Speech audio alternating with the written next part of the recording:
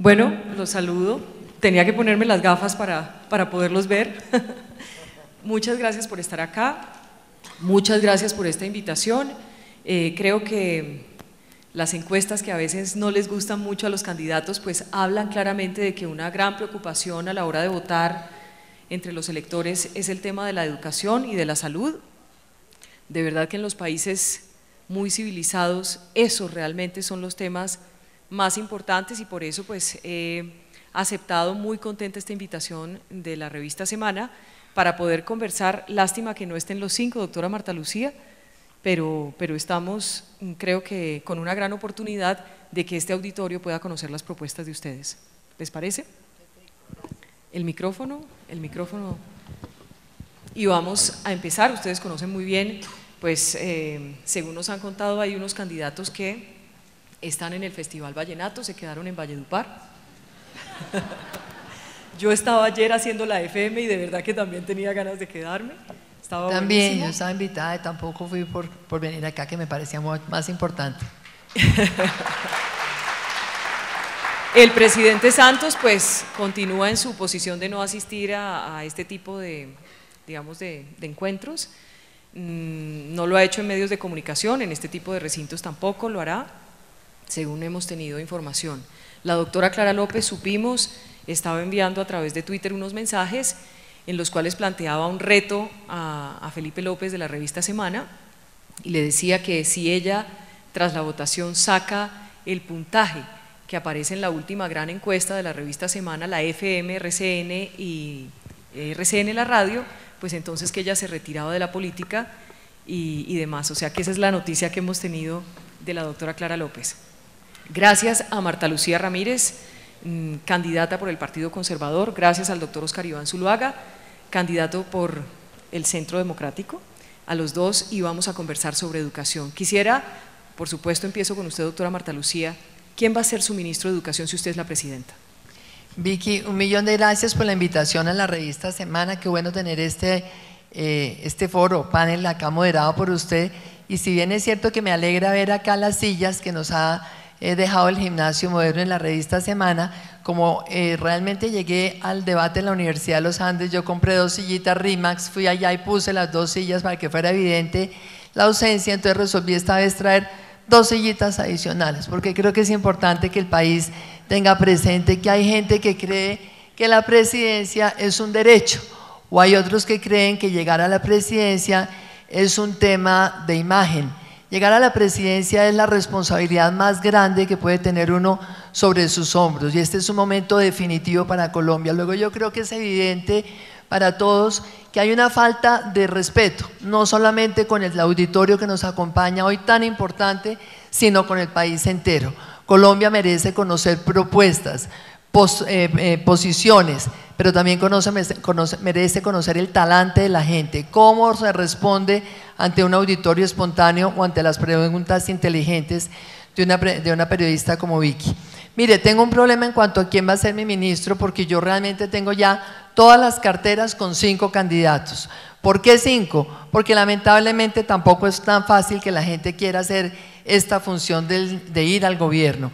Es costoso, se pierde plata, se sacrifica mucho. Entonces si quiere le doy los 5 porque me da miedo es que al mencionar uno solo después entonces los otros 4 se me van a decir, ah, pero es que usted ya había pensado en este, o si te menciono uno después me dice, no, yo no voy a tener pues mencióneme los 5, listo. Pero me preocupa el poco poder de convencimiento. No, no se preocupe por el poco poder de convencimiento, es preocupante cómo se ha vuelto lamentablemente un disuasivo el sector público. La gente hoy por hoy se siente preocupada, le preocupa ir al sector público, son toda clase de riesgos, pero hay gente que lo quiere hacer y es un servicio muy valioso. Empecemos entonces, el primer nombre. Mire, primero, Moisés Wasserman, exrector de la Universidad Nacional. Segundo, Hans-Peter Knudsen, rector de la Universidad del Rosario. Tercero, José Manuel Restrepo, rector del CESA, hace parte de nuestro comité programático junto con Hans-Peter Knudsen.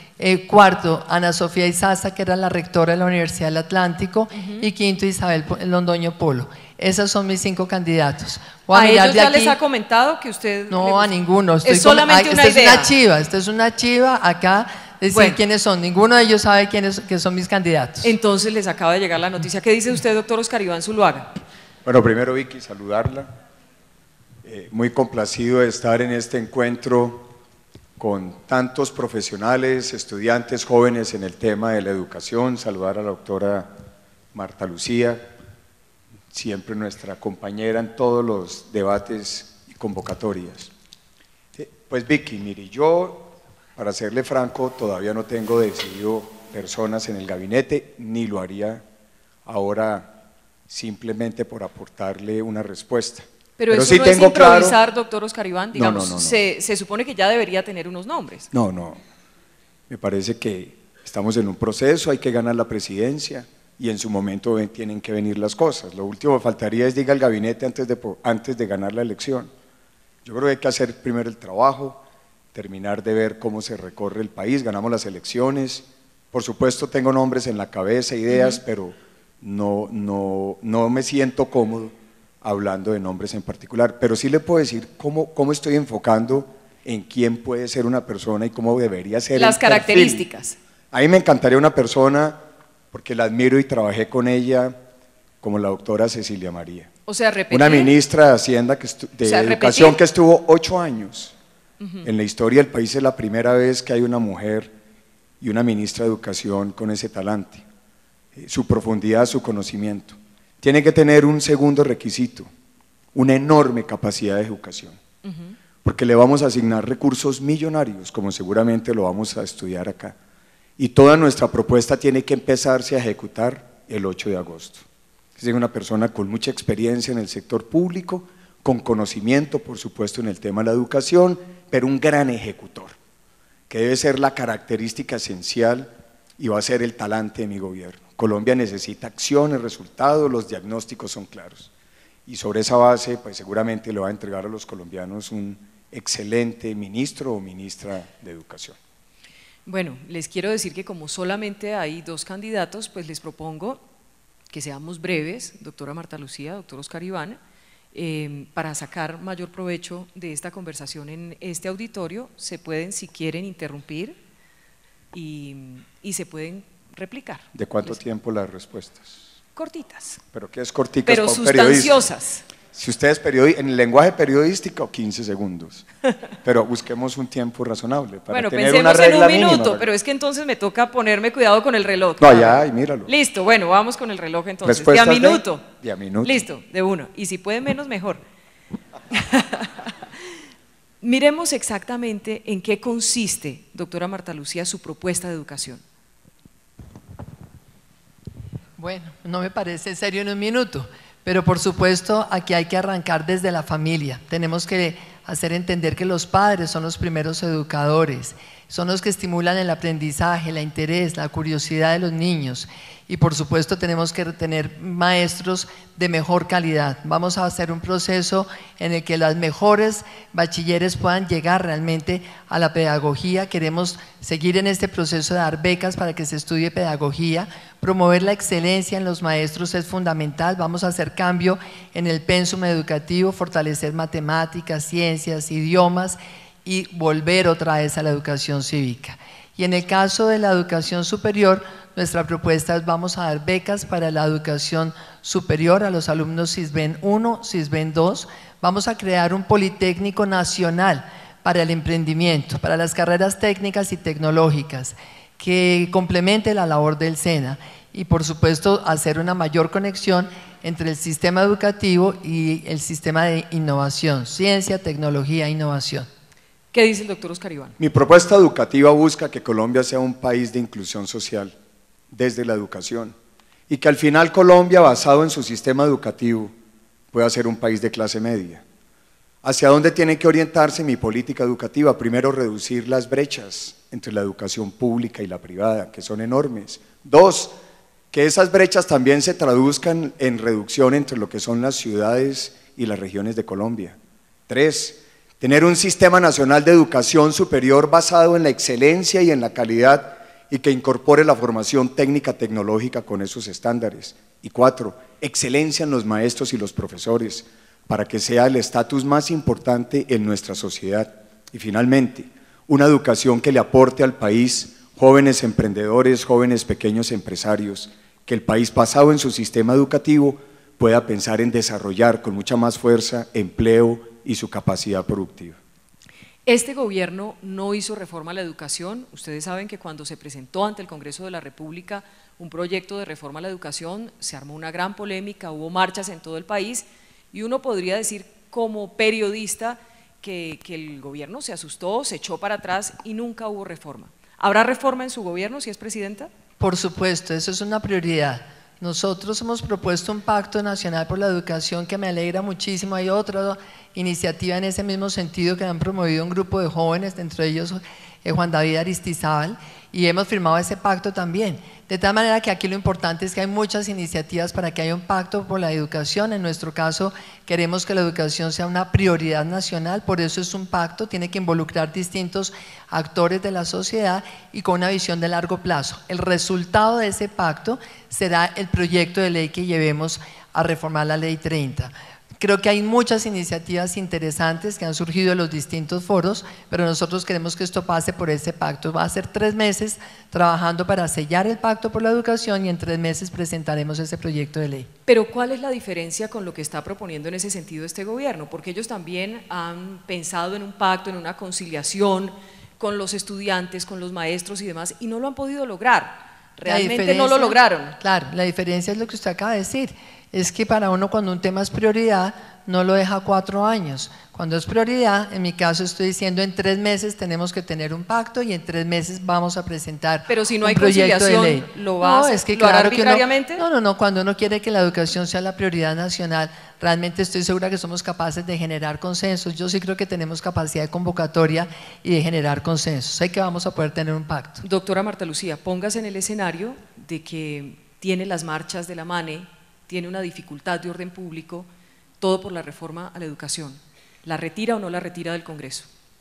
Yo no quiero considerar ese escenario porque no no hubiera hecho el trámite que se le hizo al proyecto de ley del gobierno actual, entonces hubiera evitado las marchas, yo hubiera hecho un esfuerzo previo justamente de buscar un consenso, no solamente con la MANE, con los profesores, con los empresarios. Este país tiene que garantizar que la educación sea pertinente, que le dé las habilidades a los jóvenes para poder después vincularse laboralmente. Y lo más importante en mi proyecto, el emprendimiento.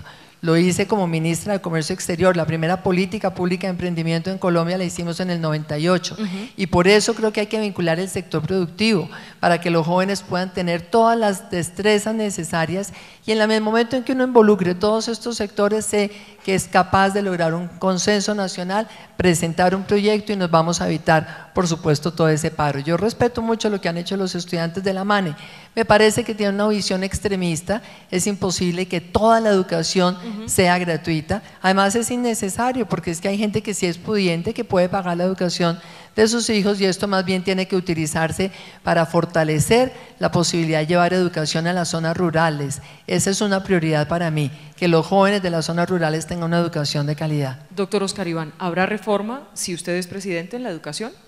Por supuesto, y la radicaré el 7 de agosto. La gran reforma está enfocada hacia la educación superior. En el tema de primera infancia, básica y media, las reglas con lo que tenemos en las leyes actuales, hay suficientes elementos para continuar adelante el mejoramiento. Luego la gran reforma es esa. ¿Y cuál es la reforma? Cómo tener un sistema nacional de educación superior basado en calidad y excelencia. Eso que debe ser el hilo conductor de una reforma debe integrar todos los esfuerzos. Importantísimo, hay que recoger lo que se ha hecho. Me parece que ese es el insumo básico. Aquí ha habido un esfuerzo de muchas organizaciones durante mucho tiempo.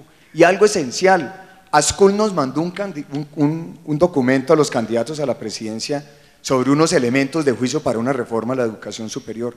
Hay que agrupar lo que se ha hecho para presentar cosas efectivas y que sea una reforma presentada el 7 de agosto que el 31 de diciembre a más tardar esté aprobada y dé respuesta. ¿Pero va a buscar consenso? Hay que buscar todo el consenso porque es una política de Estado. Pero ¿cuál es la magia? Porque este gobierno no ha podido un consenso. Bueno, yo respondo por lo que vaya a ser mi gobierno. La incapacidad de este gobierno es que no tiene reforma a la educación, ese es el juicio de hoy.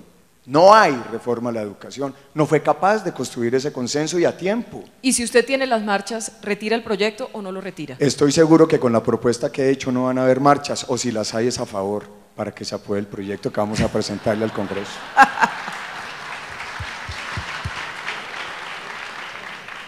Si yo le pidiera como periodista 2 puntos clave de esa reforma, no se me extienda, 2 puntos clave de esa reforma que usted va a presentar supuestamente el 7 de agosto. 1, cómo se articula la formación técnica y tecnológica, y 2, cómo lograr un mayor equilibrio en el desarrollo regional. Porque la oferta de calidad no puede concentrarse en las grandes ciudades. Colombia es un país de ciudades y de regiones. El reto no es que la universidad pública sea buena en Bogotá, sino qué hacemos en el Putumayo, o qué hacemos en Sucre, o qué hacemos en Cesar, o en el Amazonas, o en Guaviare. Ahí está el gran desafío, cómo ese sistema también tiene equidad y piensa en el desarrollo de las regiones, porque de lo contrario sería profundamente inequitativo y concentraría la oferta de calidad simplemente en las grandes ciudades. ¿Hacía tareas con sus hijos? ¿Cómo? ¿Qué se ha hecho? Sí. Muchas. ¿En serio? Claro. La más difícil, a ver que usted recuerde. Unas de matemáticas. Mi hija hace poco, bueno, cuando estaba en grado 11, me planteó unos temas de matemáticas que tuve que volver a repasar, porque la lógica que tiene en el colegio para resolverla era muy diferente. Yo fui educado memorizando las tablas de multiplicar, resolviendo los problemas de Baldor, los famosos problemas de los estanques, no se me olvida, y una lógica distinta. Ella me mostraba cómo la lógica que ellos han desarrollado para resolver los problemas de matemáticas son diferentes. Primero tuve que aprender un poco de esa lógica para poderle ayudar a entender. ¿Pero se acuerda de qué operaciones eran? No específicamente, estamos hablando de grado 11, eso ya fue 2 años. O sea que eran muy difíciles. Pues eran difíciles, sí, porque yo le dije, yo no soy capaz de responderte eso, ¿cómo se hace? Doctora Marta Lucía, ¿con usted hacían tareas sus papás?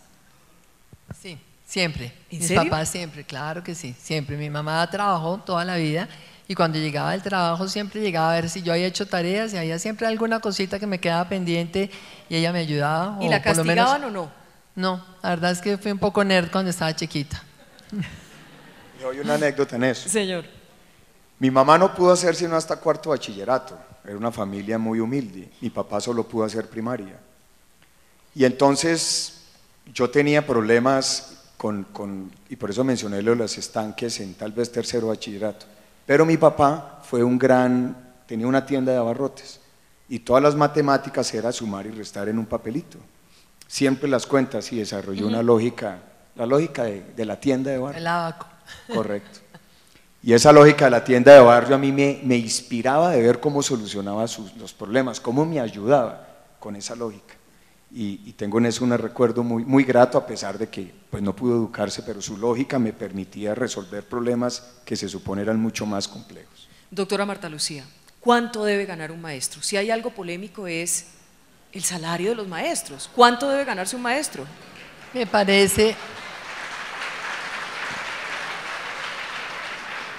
parece que tenemos que promover nosotros que los maestros se eleve la dignidad, la importancia de los maestros en esta sociedad y que tengan realmente una muy buena remuneración. Lo que pasa es que creo que esa remuneración de los maestros pues también debe depender, por supuesto, de sus niveles de especialización. Pero Y partamos algo- de un mínimo. ¿Un mínimo para los maestros? Pues mire, me parece que es bien complicado en este momento soltar uno una cifra pues así, francamente lo digo. Yo creo que uno no puede pensar a estas alturas que un maestro en Colombia debe ganarse menos de 2,5 millones de pesos, pero sé que están muy por debajo. Lo que pasa es que estoy diciéndole, este es un mínimo, pero yo realmente sí creo que debe haber un mayor estímulo para ciertas áreas y sobre todo en función de los resultados, qué tan bien preparados están los estudiantes y qué tantos son los resultados de los estudiantes. La verdad es que la mayoría de maestros, y les hablo de escuelas, se ganan menos de 1 millón de Yo pesos. sé que están por debajo, muy ¿Qué por dice, debajo. doctor Oscar Iván? Yo lo que tengo claro es cuánto no debe ganarse un maestro. Por ejemplo, un maestro de grado 14 en el escalafón, que tiene que a veces tener hasta 3 maestrías, gana 2,5 millones de pesos. Gana menos que un secretario de un juzgado. Y gana casi lo mismo Entonces que un hay una taxista. descompensación muy grande. Ahora, hay que mirar el tema salarial en el Estado con mucho cuidado. ¿Por qué? Porque una cosa es el ingreso, pero otra cosa es los beneficios que puede tener, por ejemplo, en materia pensional, en materia de costos para la prestación del servicio de salud, y en eso tiene que haber también un equilibrio en función del Estado. Pero indudablemente que una de las propuestas que yo he hecho es mejorar los salarios. Y hay un elemento adicional. Yo he pensado en una prima adicional que estimule los resultados en calidad medibles. Porque es que si la educación no es medible en términos de calidad, pues me parece que estamos abandonando una herramienta que pueda estimular mucho más al maestro a seguirse preparando aparte de ganar un salario y a buscar su excelencia y mejorar. Ese tiene que ser un proceso gradual, pero yo tengo toda la convicción que tenemos que lograrlo. Además, para que el maestro sea una profesión altamente apetecida por los mejores. Que un bachiller que saca las mejores pruebas en el saber 11 diga, yo quiero ser maestro porque me gusta, pero también porque gano buenos recursos económicos. Pero veo que no se arriesga con una cifra. No, yo no, porque el Estado tiene esa complejidad. Yo, por ejemplo, no sé cuáles son los últimos beneficios en materia laboral y pensional. Si un maestro tiene unas garantías de pensión superiores al resto del promedio, eso tiene un peso en el salario. Pero no debería saberlo un candidato presidencial. No, uno no, Vicky, uno no puede depender que todo lo sepa un candidato, eso es un error. ¿Qué tal que uno le pregunte y uno tenga que dominar todos los temas? El que diga eso no me parece que es serio. Uno tiene que saber los temas, pero no tiene la obligación. Yo no puedo ser pedagogo, yo soy economista. Entonces yo no puedo responder con ese criterio todo el detalle. ¿Alguna vez pensó en ser maestro? He sido profesor de universidad y le voy a contar dos anécdotas. Yo ganaba una platica dando clases a estudiantes de grado 10 y 11 cuando estaba en la universidad. Algunos padres cercanos, de conocidos, me llamaban para que le ayudara a los hijos en el tema de matemáticas. Y después de que terminé la universidad, primero fui monitor. Yo fui monitor de dos colombianos que yo quiero en el alma. Primero Juan Luis Londoño, que en paz descanse, exministro de la Protección, y el doctor José Darío Uribe, hoy gerente del Banco de la República. Tuve el honor de ser monitor de ellos en Economía de la Javeriana y fui profesor. Mi primera experiencia como docente fue en el Politécnico Gran Colombiano, cuando terminé mi carrera y dicté matemáticas financieras. Y luego en la Universidad Javeriana fui profesor de decisiones de inversión y dirigí muchas tesis universitarias. Esa fue mi experiencia como profesor y docente. Y se acuerda que Santos en los últimos tiempos dijo, tal vez empezando su gobierno, dijo que él quisiera ser profesor y retirarse cuando fuera expresidente. ¿Usted como expresidente haría lo que quiere hacer Santos o lo que hace Uribe? Bueno, primero voy a ser presidente. Se ve que tiene el libro, véalo. No le vaya a hacer publicidad al libro. No, para nada. No, lo primero es ser presidente. Y entonces, una vez uno sea presidente, decide qué va a hacer después como expresidente. ¿Pero qué modelo le gusta más? No sé, doctora Marta Lucía, no, si usted se arriesga más. El mío, es que esto no es de copiar modelos. El que yo decida en su momento qué expresidente y qué servicio le prestaría al país. ¿Qué dice doctora Marta Lucía? ¿Qué modelo de expresidente le gusta más? Yo he sido profesora universitaria. Cuando sea expresidenta de Colombia quiero volver a ser profesora universitaria también. ¿Qué modelo de expresidente? Hay distintos. A mí me gustan siempre los expresidentes activos que sigan aportando ideas, soluciones. A muchos de ellos uno los ve que no están tan activos, tan metidos en el tema político. Fíjese usted el expresidente Clinton, y es un hombre que se mantiene activo en el mundo entero, está siempre aportando ideas, soluciones. A mí me parece que toda esa experiencia que se tiene desde la presidencia no se la debe guardar uno solamente para escribir un libro, sino también debe realmente aprovechar para difundirla y darle a otras personas herramientas para que puedan hacer bien la tarea pública y la privada. ¿Y para seguir paso a paso al presidente de turno?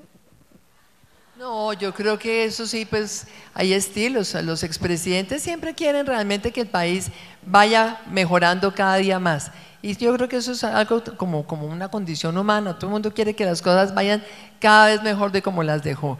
Me parece que en el caso de Colombia, digamos que hemos estado acostumbrados a unos presidentes mucho menos activos. Quizás eso a muchos les parece mejor. A mí me parece que uno nunca debe dejar su compromiso con el país. O sea, ¿a usted le gusta más el expresidente Uribe? No, no me gusta personalizar. Yo creo que el expresidente Uribe es un hombre que ha hecho muchas cosas valiosas por Colombia.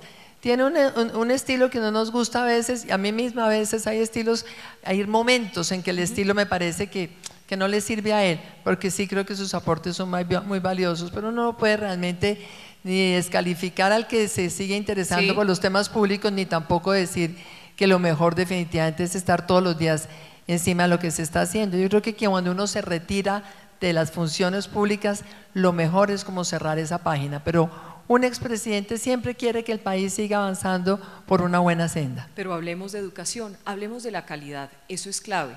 ¿Quiénes son los responsables de la mala calidad en la educación en Colombia? El desastre en las pruebas PISA es indiscutible. Doctor Oscar Iván, ¿quiénes son los responsables? Todos. Yo creo que como país no hemos logrado concientizarnos de que la prioridad es la educación. Es el único camino para transformar nuestro país. Un país donde un joven que nace pobre no pueda por la educación pública salir de su pobreza, pues la sociedad no le está dando esas respuestas. Y en Colombia no lo hemos entendido suficientemente. Por eso es necesario, y yo lo he venido haciendo, y lo he dicho, mi gran ilusión es ser el presidente de los jóvenes y quisiera ser recordado como el presidente de la educación. Y por eso estoy haciendo la campaña presidencial basada en la educación como prioridad, para ganar la presidencia y recibir un mandato ciudadano y llevar al país para que esa sea su prioridad.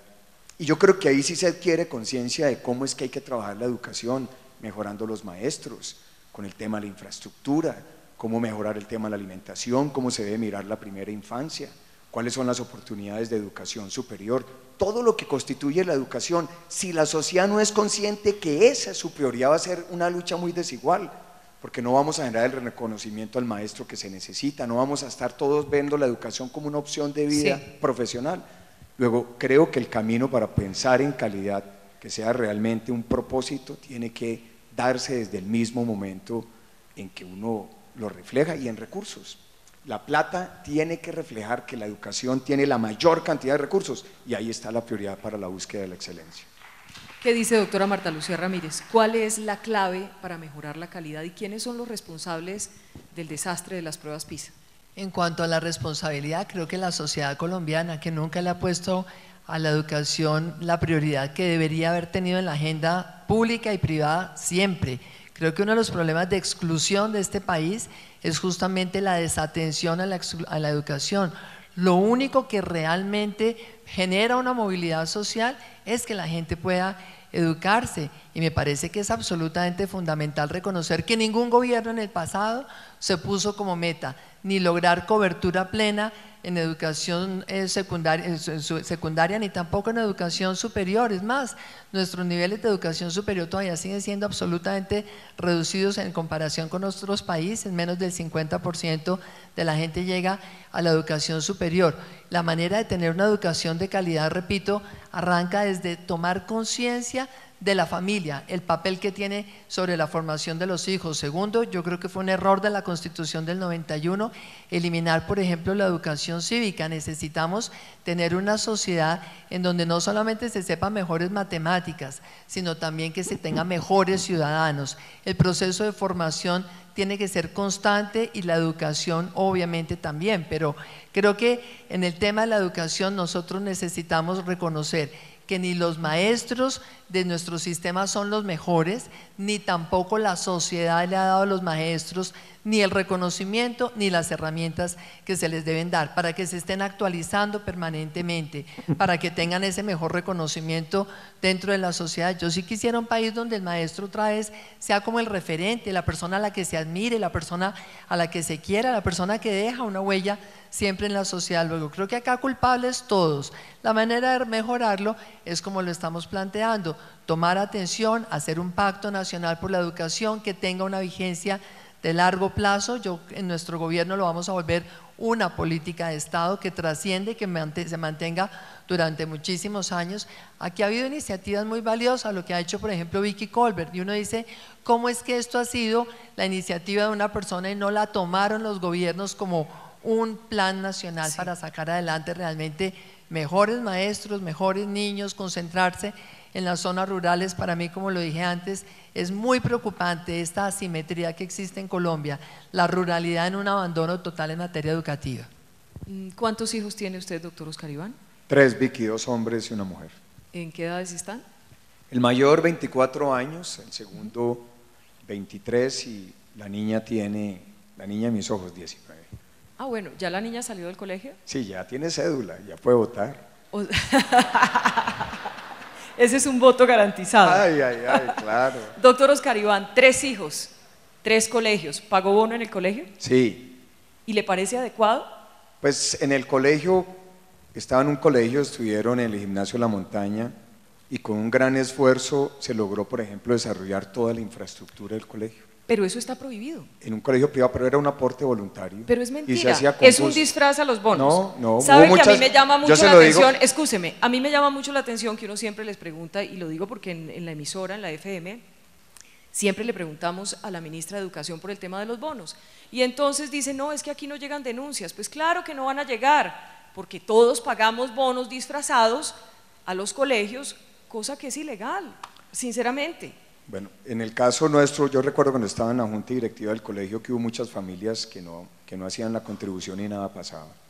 Pero se despertó un tal espíritu de cariño por el colegio porque uno veía los resultados en sus hijos y todos éramos conscientes que entre todos teníamos que construir y mejorar la infraestructura. Tener un buen colegio para los hijos es una aspiración natural. O sea, usted no prohibiría, usted no haría cumplir la norma de que está prohibido los bonos. Hay que cumplirla, no, lo que está en la ley hay que cumplirlo, por supuesto. Por eso, pero usted no la cumplió. No, pero ¿cómo van a negar que haga una contribución voluntaria? Pero es un disfraz. No es un disfraz, yo lo hice porque hay personas que no pagaron y se respetó. Pero son muy poquitas, no, seguramente. Esa sí es una pregunta muy periodística. ¿Qué dice doctora Marta Lucía? No se puede acabar tampoco con la iniciativa privada, Vicky. Lo que es voluntario está bien. Pero lo que es voluntario obligatorio, doctora Marta Lucía. Mire, yo le quiero contar que mi hija estudió en el colegio Los Nogales, un excelente colegio. Eso es un colegio que estaba recién constituido y todos los padres de familia estuvimos de acuerdo en pagar siempre los bonos porque con esos bonos se fue construyendo el colegio y realmente lo hace uno a conciencia de que le está dejando un legado a las generaciones futuras. Estamos en un colegio que se formó igual con los aportes de muchos padres. Distinto sería si ya el colegio con toda su infraestructura física, sus laboratorios, la posibilidad de ayudar en los colegios por concesión y demás, siguieran cobrando unos bonos que ya no necesitan y si los bonos entonces se los repartieran como unas utilidades para los fundadores o algo así, uno diría esto es un abuso, pero me parece que cuando hay colegios que están haciendo realmente un esfuerzo de generar una infraestructura y esto le va a servir a las generaciones que van a venir de aquí a 20 y 30 años y uno lo puede pagar, yo lo pagué siempre con gusto. O sea, y fue voluntario. Vivan los bonos. No digo que vivan los bonos, yo pienso que eso depende de las circunstancias. No, vi que me parece que es una manera realmente de simplificarlo, creo que depende de las circunstancias. Repito, si en este colegio o uno que ya tenga todo listo, se cobraron unos bonos excesivos, pues obviamente uno no va a estar de acuerdo y como presidenta no lo voy a permitir y le voy a pedir a mi ministro o mi ministra. ¿Cuánto es excesivo? Cuando ya tiene toda la instalación lista, no pero necesita. Es que los colegios más importantes si tienen toda la instalación lista. No sé qué tanto, sí. No creo. Yo estaba buscando un cupo en este colegio para mi hijo Simón y creo que me lo van a negar. Yo no sé ni siquiera si tienen bonos aquí o no. Yo tampoco sé.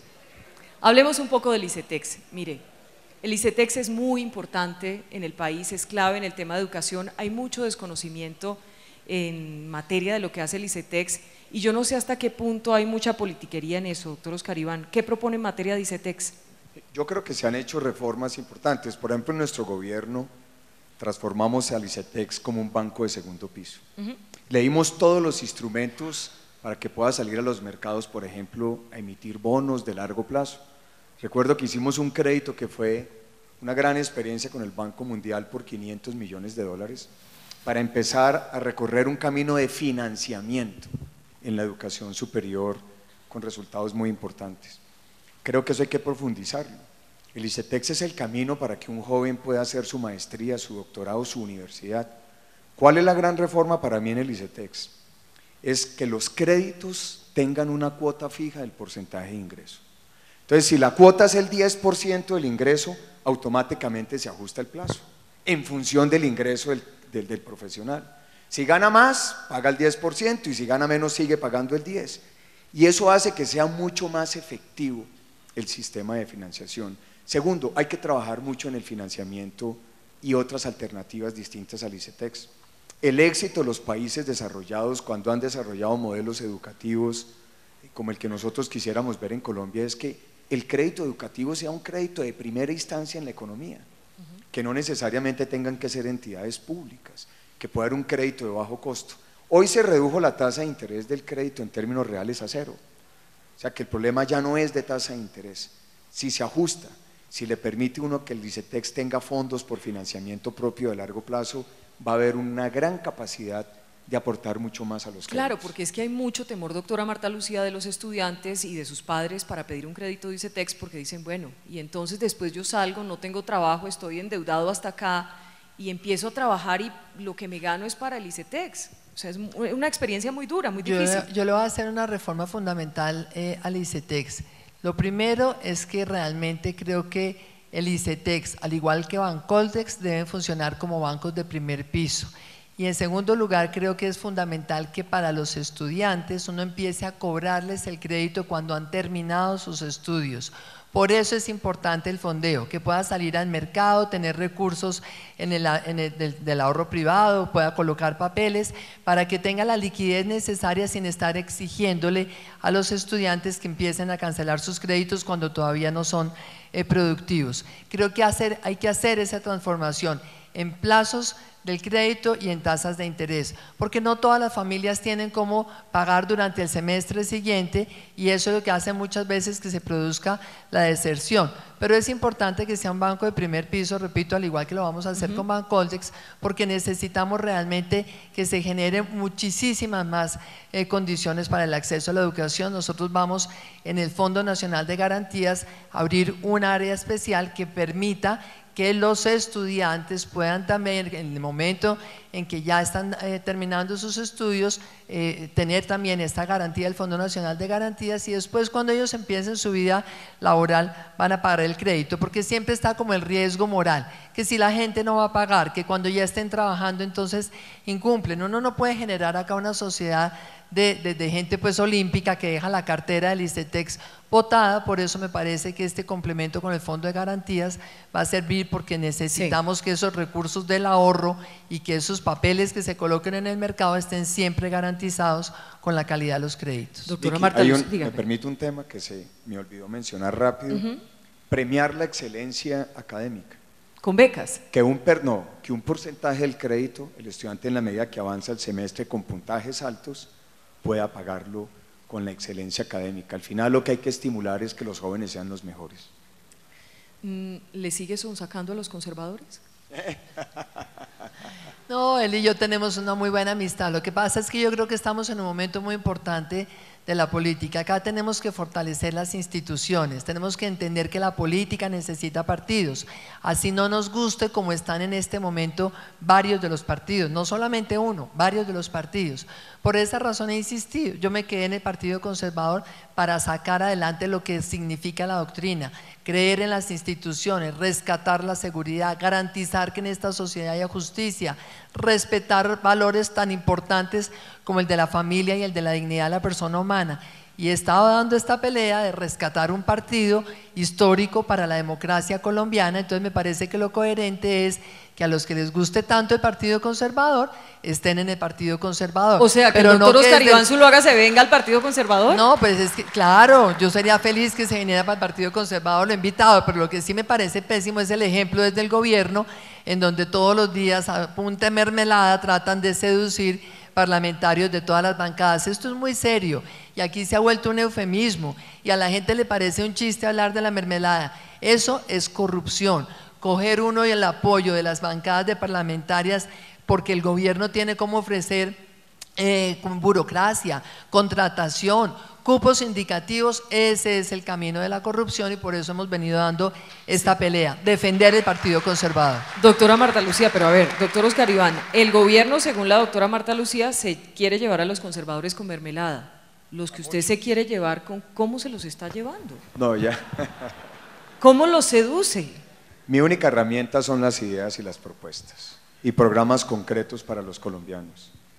Yo por la doctora Marta Lucía tengo un profundo respeto y admiración por su trayectoria profesional y pública. Me parece una mujer valiente y una líder muy importante para el país. Y coincido con ella, porque así lo he hecho toda mi vida pública, en que lo fundamental para Colombia es el tema del fortalecimiento de los partidos. Todo lo que haya que hacer en esa dirección debemos hacerlo. Exigencia en disciplina, en cumplimiento de reglas, Obviamente no puede haber en ningún partido y en ninguna sociedad una disciplina para perros. Personas que voluntariamente entre una militancia quieran expresar algunas diferencias, pues hay que saludarlas, hay que evaluarlas. O sea que usted recibe los votos conservadores. No, yo no es que reciba, pueden haber personas, como hay personas nuestras que mañana pueden tener afinidad con la doctora Marta Lucía Watt, y es imposible uno decirle a un ciudadano que vote como obligado por uno, pero el principio sí tiene que ser respetar la institucionalidad, los dirigentes, los líderes, quienes tienen esa responsabilidad, y cualquier cosa en ese sentido que podamos hacer y que afecte, pues yo debo reconocerlo, pedir excusas, porque en ningún momento es el propósito. ¿Usted ha pensado en llevársele gente del Centro Democrático? Yo quería realmente llegar a ese punto. El doctor Oscar Iván tiene que tener la absoluta claridad. Yo jamás voy a buscar a nadie del Centro Democrático por respeto a una institucionalidad. Pero otra cosa importante también, quiero en eso disculpar al doctor Oscar Iván, él ya ayer se excusó conmigo, porque realmente es que el Partido Conservador ha estado sujeto a una tensión muy fuerte durante 3 meses. Aquí trataron de acabar esta candidatura con una demanda que ha sido una leguleyada. Nos robaron 3 meses de campaña, nos tuvieron sin tomar una decisión en un proceso que era absolutamente transparente, ajustado a la ley y a los estatutos, como les tocó reconocerlo. Pero ¿qué hicieron durante 3 meses? Filtrar permanentemente información diciendo la candidatura conservadora se va a caer. Lamentablemente los medios de comunicación, algunos, no todos, creyeron en las filtraciones, entonces decían esta candidata no va a ser candidata, y la gente en las bases empezó a sentirse un poco desconcertada y a buscar, bueno, como no queremos la reelección del presidente Santos, ¿qué hacer? Y algunos de ellos habían tomado contacto con el doctor Oscar Iván, él ya tenía de alguna manera pues también este compromiso con ellos y se puso esa camiseta, pero ya él se disculpó conmigo, recibí las disculpas, es clarísimo que uno tiene que respetar una institucionalidad, yo tampoco creo en la disciplina para perros, uno nunca llega obligado a un partido, uno llega voluntariamente porque cree en esas ideas, pero la democracia colombiana sí tiene que exigir que haya una coherencia, que haya un respeto a la institucionalidad. Uno no puede llegar a un partido para pedir el aval de ese partido, volverse senador de ese partido y después estar buscando el mejor postor. Yo tengo unos senadores muy valiosos que me acompañan y lo que han hecho es eso, un ejercicio de coherencia enfrentándose a un gobierno muy poderoso, pero defendiendo una institucionalidad, porque el compromiso por encima de todo es el futuro de Colombia. Sí. Entonces yo creo que eso es importante para que usted le quede claridad sobre cuál ha sido esta relación entre los dos. Óigame, ¿sabe qué es Nacho Le? ¿Qué? Nacho Le. Nacho. ¿Alguien le quiere decir aquí a los candidatos qué es Nacho Le? A ver, ¿alguien sabe qué es Nacho Le? ¿Dónde están? ¿Quién quiere decir quién es Nacho Le? Pero alguien que venga hasta acá y les cuente a los candidatos qué es Nacho Le, porque estamos hablando de educación. Pero espérenme que ya la señora se paró y todo. A ver, hoy van a aprender qué es Nacho Le. Perfecto. Buenísimo, todos los días hay que aprender cosas. Muchas gracias. La cartilla Nacho Le es la cartilla donde se han educado la mayoría del pueblo pobre colombiano. Es como aprenden los niños a leer y a escribir con Nacho Le. Yo no sé si todavía, pero a mí me tocó Nacho Le. A mí me tocó la alegría de leer. Eran otras épocas, pero qué bueno saber que ahora es Nacho Le. ¿Usted cree que se debe enseñar? Y Nacho Le, perdón, señor. ¿Nacho Le empezó de curiosidad recientemente en esta alcaldía del Polo o es una alcaldía que viene hace mucho tiempo? No, rato. No, les quiero contar. Pues me da pena decir aquí, ¿no? Pero yo tengo 40 años y yo estudié con Nacho Le. Así que me he ofendido con los dos porque no saben. Joven, estás muy joven, Vicky. Doctor Oscar Iván, ¿se debe enseñar religión en todos los colegios, sí o no? Vamos a unas preguntas rápidas para terminar. Debe haber libertad religiosa y el que la quiera enseñar en su colegio y la tenga dentro de su pensum es completamente posible. Son requisitos que define un colegio, por ejemplo, privado. Pero creo que debe haber libertad y la religión sí es muy importante para la formación. ¿Quién es más importante en la educación? ¿El papá y la mamá o el profesor? Al principio los papás, después el profesor se complementa con los papás, nunca se sustituyen, se necesitan ambos, se necesitan los tres en la vida de los estudiantes. La primera etapa solamente los papás, fundamentales. ¿Cuál fue la materia más difícil en el colegio, doctor Oscar Iván? Física. La materia más fácil. Historia, física. ¿Pero cómo así? ¿La más fácil era historia todas, o física? No, todas me parecían fáciles. O sea, ¿era una pila? Me gustaba mucho el colegio, nunca me pareció difícil. El profesor... Difícil, ¿sabe qué me parecía la educación física? Era pésima en educación física. Doctor Oscar Iván, ¿el profesor qué recuerda? Tengo 4, en 4 áreas, cualquiera de ellos sería fabuloso. El profesor de matemáticas, ¿El nombre? en quinto de primaria. El nombre. Era un padre, no me ¿Pero acuerdo bien de él, no me acuerdo bien de él. El segundo o sea, fue… no se acuerda de él. No, pero el hecho de que no me acuerdo el nombre porque no lo volví a ver, pero me acuerdo de su figura. Miki, no soy perfecto. Casi. El profesor de historia, un gran profesor, ese tampoco me acuerdo el padre. El tercero fue el de anatomía, que si era el padre, se llamaba Nicéforo Rojo, por eso no se me olvida. Y el profesor de literatura, que era el padre Sergio González. Esos 4 me marcaron. De los 4, 2 se acuerda de verdad. Claro. Y doctora Marta Lucía. Mire, yo estudié los primeros años en María Auxiliadora y me acuerdo que había una monja, una madre, pues yo no sé, sino que era Sor María, y me parecía que era el ser más dulce de la vida y recuerdo siempre a esa monja. Después entré a un colegio que era el Castro Martínez y allí tuve 3 maravillosas, una que era Maruja Castro de Escobar, otra que era Pepa y otro que era un profesor de física maravilloso que teníamos, que era el profesor Hugo, no tengo ni idea del apellido, pero lo recuerdo muy bien a los 3. ¿Que vuelva Carreño?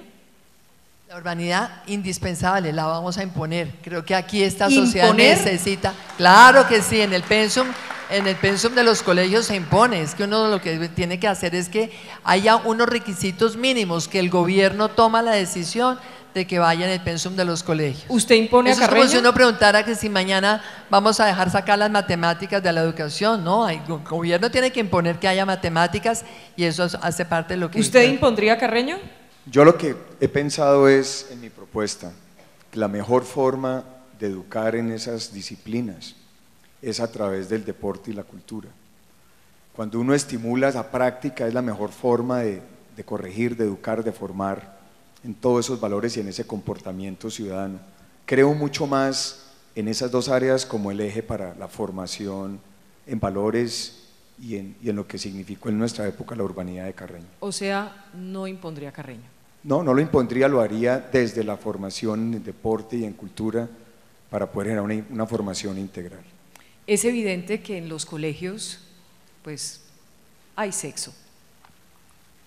¿Educación sexual sí o no obligatoria? Sí, necesariamente sí, y desde la casa también es muy importante el papel de los padres, enseñarle a los hijos todo el tema de la sexualidad. Los papás tienen muchos tabúes al hablar de sexo con sus hijos, pero son realmente los primeros formadores y en el colegio tiene que haber educación sexual para evitar todos los embarazos adolescentes que realmente generan tantos traumas en la vida de los padres adolescentes y por supuesto en la vida de esas criaturas. Las estadísticas hablan de que aproximadamente el sexo empieza a los 12 años. Señora. Desafortunado, creo que es parte del problema de la falta de una educación sexual y sobre todo de que los papás se enfrenten sin tabúes el tema y lo hablen con sus hijos. ¿Qué debe hacer un papá con una niña de 12 años y un niño de 12 años? ¿Decirle aquí está su condón o qué hay que hacer? No creo para nada, yo creo que es que uno lo que tiene es que mostrarle a los hijos que la sexualidad debe venir cuando están maduros, cuando están mucho mayores, cuando realmente ya tienen suficiente discernimiento para escoger realmente su pareja sexual. ¿Pero eso no es irreal? No, darles el condón jamás lo haría a los 12 años, me parece que sería una actitud totalmente equivocada de los padres. Porque pero lo contrario no es promover que lo hagan sin que los papás se den cuenta. Si uno hace bien la tarea de insistirles y educarlos y todo, me parece que es una equivocación a los 12 años. La sexualidad ahora empieza muy temprano, muchísimo más temprano que en el pasado, pero es que una sexualidad a los 12 años me parece que es absolutamente prematura y unos papás repartiendo condones a los 12 años me parecería completamente equivocado. Entonces, ¿a los cuántos años?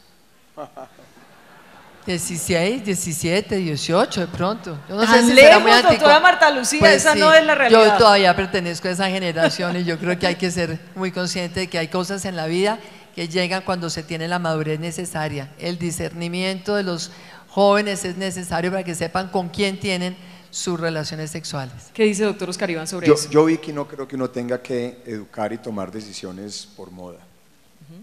Yo no sé qué quieres decir con realidad. Un joven de 12 las años… estadísticas. No, bueno, pero es que uno por estadísticas no educa.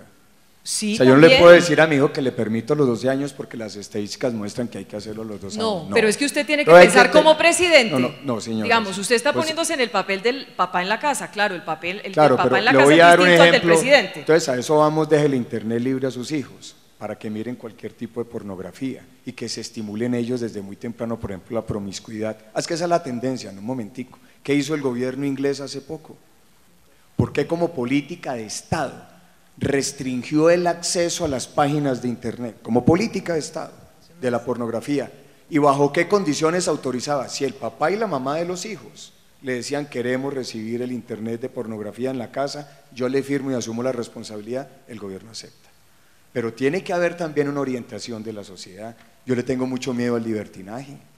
Me parece que una sociedad también necesita unas reglas, unas normas que sean un criterio orientador. O sea, hay que y un guardar muchacho a el los 12 gustico. años no puede tener la capacidad para decidir. Eso recomendó el expresidente Uribe cuando era presidente, que el gustico para después. Bueno, no sé qué quería decir él con ese el gustico. ¿Puedo tomarme un atrevimiento para que terminemos? Claro, Vicky. ¿Hasta los cuántos años fue virgen usted?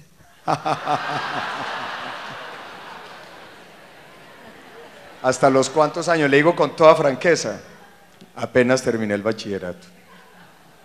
¿Puedo preguntarle, doctora Marta Lucía? Claro que sí, cuando me casé, 21 años. Bueno, señores, muchas gracias.